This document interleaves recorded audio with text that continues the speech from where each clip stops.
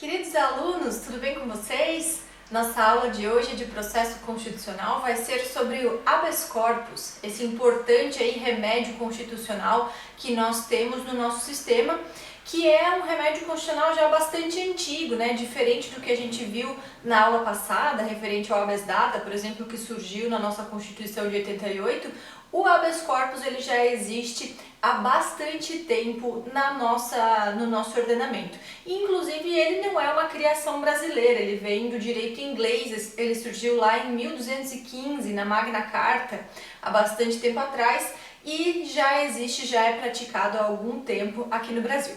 Nós vamos estudar o que aconteceu no nosso ordenamento a partir da Constituição de 88, né? Que é a que traz a previsão deste remédio constitucional, que, aliás, tem uma peculiaridade também com relação aos demais remédios. Todos os demais remédios constitucionais são regulamentados por uma lei própria, né? Então são previstos na Constituição e regulamentados por uma lei.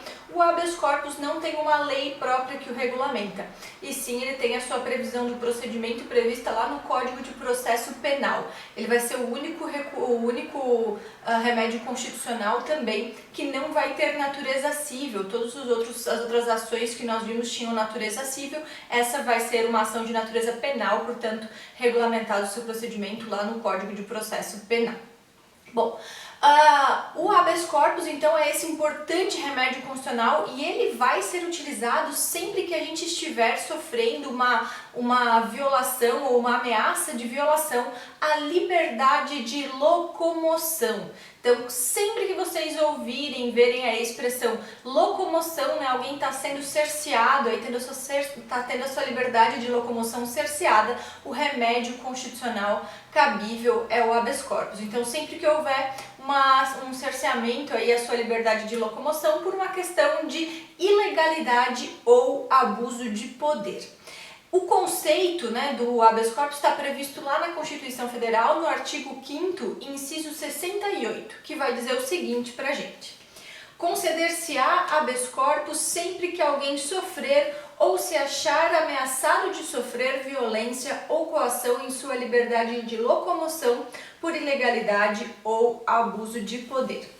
Vejam que nesse artigo 5º da Constituição, nesse inciso, a gente consegue verificar de novo aquela presença do alguém, né? Então, alguém, a gente está se referindo aí a qualquer pessoa. Mas vamos ficar atentos, minha gente. Quando a gente está falando do habeas corpus, a liberdade de locomoção, esse alguém aqui vai ser somente uma pessoa física. A gente não vai poder utilizar o habeas corpus para proteger aí uma locomoção de outro tipo de pessoa, uma pessoa jurídica, por exemplo, ou de um ente despersonalizado, porque nessas situações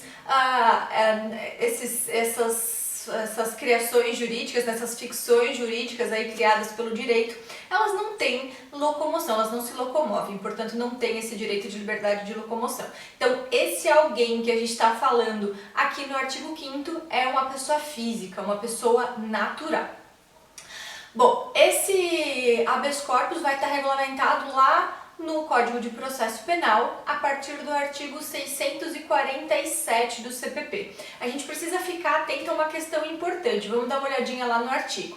Se vocês verificarem o artigo, vocês vão ver que o artigo 647 do CPP, ele está dentro do título dos recursos em geral. Então, se a gente olhar o Código de Processo Penal, essa regulamentação do habeas corpus está prevista dentro do título de recursos. Mas temos sempre que lembrar que habeas corpus não é recurso, certo, minha gente? O habeas corpus é uma ação constitucional, não é um recurso, apesar de estar inserido ali nesse título no CPP. Mas vamos dar uma olhadinha então o que diz o 647.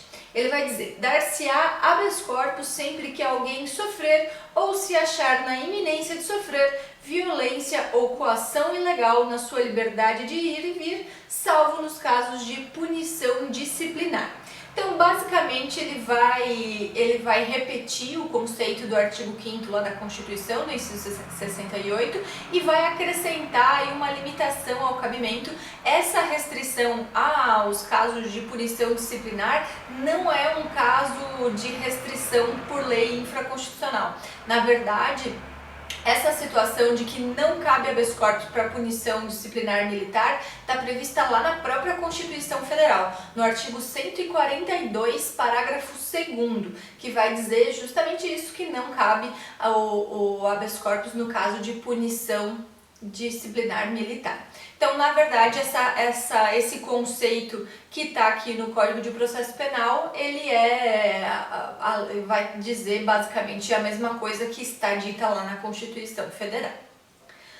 Bom, o habeas corpus vai ter algumas peculiaridades aí com relação às outras ações constitucionais, aos outros remédios constitucionais que nós vimos. Então, primeira coisa, ele vai ser bem livre de formalidades, né? A gente precisa ficar bastante atento a isso. Ele vai ser um remédio super importante para a gente lutar contra a violação à liberdade de locomoção, e ele é bastante flexível aí na sua organização. Tanto que o juiz, no caso do habeas corpus, quando ele julgar o habeas corpus, ele não está restrito, ele não está vinculado ao pedido ou à causa de pedir da petição. É uma situação bem interessante. Se os julgadores, quando eles se depararem com o caso do habeas corpus, se eles entenderem que há uma violação à liberdade de locomoção, mas por uma razão diversa ao que está dito na petição, não tem problema, eles podem conceder o habeas corpus, inclusive podem fazer isso de ofício. Eles não estão restritos, não estão vinculados aí ao que está escrito na petição, e é uma situação bastante curiosa isso, né? Que também chama a atenção do procedimento do habeas corpus com relação às partes. Por quê? Quando a gente está falando de uma ação de habeas corpus, você não precisa necessariamente impetrar esse habeas corpus em seu favor.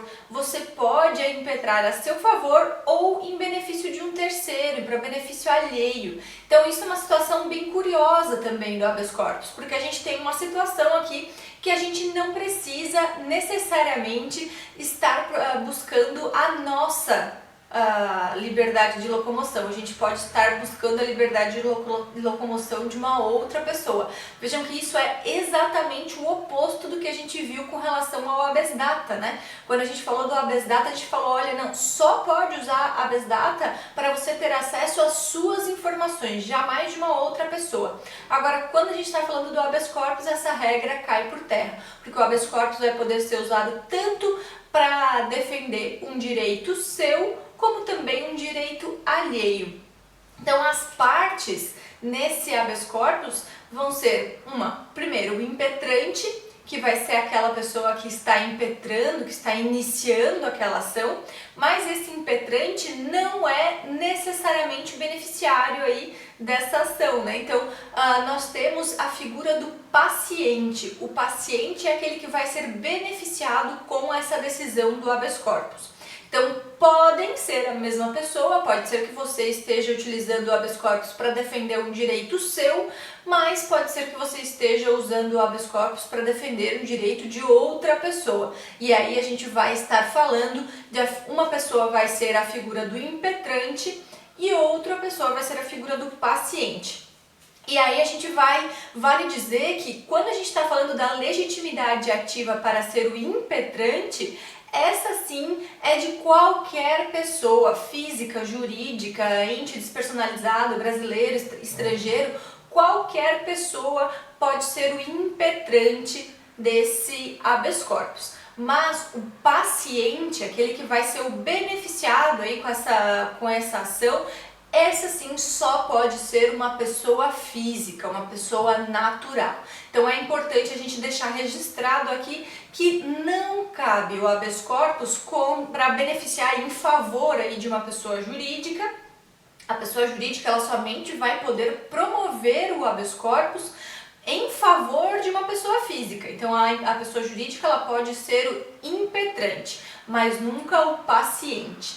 Então não cabe aí em favor de uma pessoa jurídica, também não cabe em punições disciplinares ali, como até diz o próprio artigo do CPP e como em repetição aí da Constituição Federal. Não cabe contra a punição militar, de punição disciplinar militar, e também não cabe em favor de animais ou de veículos. Então a gente não vai, se você teve o seu veículo apreendido, por exemplo, você não vai poder utilizar o habeas corpus para essa liberação. Ele não é um remédio constitucional que se aplica a esse tipo de situação. Lembrando que não é o fato de não poder utilizar um remédio constitucional que não cabe acesso à justiça, que não cabe aí um outro tipo de demanda, né? Mas apenas não cabe essa espécie de demanda, que é um remédio constitucional que tem uma restrição aí com relação ao cabimento. Portanto, não se aplica quando a gente estiver falando do habeas corpus em favor de animais, por mais querido que esse animal, por mais que membro da família que esse animal seja, não vai caber habeas corpus, e também não vai caber habeas corpus contra veículos. Somente pode ser paciente a pessoa física, a pessoa natural. E o impetrado vai ser então a autoridade coatora, né? Aquela autoridade que está cerceando a sua liberdade de locomoção, que está violando ou está ameaçando violar a sua liberdade de locomoção. Essa autoridade coatora, normalmente, na maioria das vezes, é alguém do poder público, né? Normalmente aí quem vai decretar a prisão de alguém, um juiz, ou um delegado, um desembargador. Normalmente, na maioria das vezes, é isso que acontece. Mas fiquem atentos que nem sempre a autoridade coatora, no caso de um habeas corpus, não precisa ser o poder público, não precisa ser uma pessoa jurídica de direito público. Pode ser que uma instituição privada esteja violando a sua liberdade de locomoção, se por exemplo está te mantendo em cárcere privado, né? Ou então está de alguma forma aí violando, impedindo a sua liberdade de locomoção, ela vai poder sim ser a autoridade coatora no caso do habeas corpus. Não tem nenhuma restrição com relação a isso. A única restrição é para ser o paciente, que o paciente sim vai sempre ser uma pessoa física, uma pessoa natural.